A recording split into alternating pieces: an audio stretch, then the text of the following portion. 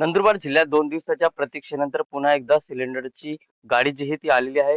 मात्र आज गेल्या 2 दिवसापासून सिलेंडरची गाडी जी आहे ती येत नसल्यामुळं काही प्रमाणावर ते सिलेंडरचा पुरवठा जो आहे तो विस्कळीत झाला होता. मात्र आता हा जो पुरवठा जो आहे तो आता सुरळीत झाला असून या पुरवठ्यामुळे आता जवळपास ही गाडी आलेली आणि या गाडीमध्ये 504 सिलेंडर जे आहे ते आलेले आहे. मात्र बुकिंग करताना अनेक अडचणी ज्या आहेत त्या येत आहेत. मात्र या अडचणी देखील लवकरच सोडवल्या जातील असं देखील प्रशासनाच्या वतीने सांगण्यात येत आहे. परंतु नंदुरबार जिल्ह्यामध्ये पाहिजे त्या पद्धतीने पुरवठा व्हावा अशी देखील मागणी जी आहे ती केली जात आहे. मात्र शासनाकडून सिलेंडरचे जे काही किलोचा जो विषय होता तो आता कमी जास्ती होणार आहे.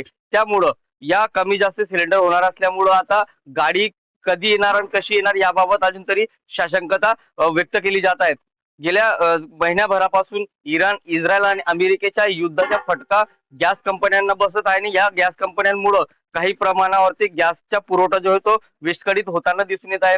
व्यावसायिक सिलेंडर जे आहे ते गेल्या महिन्याभरापासून येत नाही, त्यामुळे हॉटेल व्यावसायिकांना याचा मोठा परिणाम जो आहे तो सहन करावा लागत आहे. तर आता दुसरीकडे घरगुती गॅस सिलेंडरचा देखील तुटवडा होता का काय असा देखील काहीसा प्रश्न जो होता उपस्थित होताना दिसून येत आहे. कारण की नंदुरबार जिल्ह्यामध्ये जवळपास 7,000 पेक्षा अधिक सिलेंडर जे आहे ते रोजचे लागत असतात.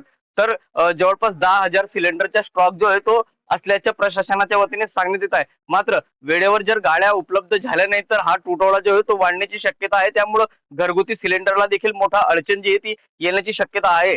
त्यामुळं लवकरच गाड्या येतील का उशीर लागतील या गाड्यांना याबाबत आता गॅस कंपन्यांकडनं देखील किंवा गॅसचे जे काही पुरवठा करतात त्यांच्याकडनं देखील कुठल्याही पद्धतीने पाहिजे तशी माहिती जी आहे ती दिली जात नसल्यामुळे आता संभ्रमाचे वातावरण जे आहे ते उपस्थित होताना दिसून येत आहे.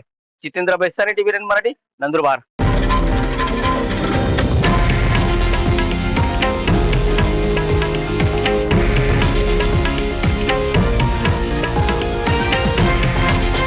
हे आहे देशातील नंबर 1 न्यूज नेटवर्क आणि आपण पाहत आहात TV9 मराठी, एकमेव.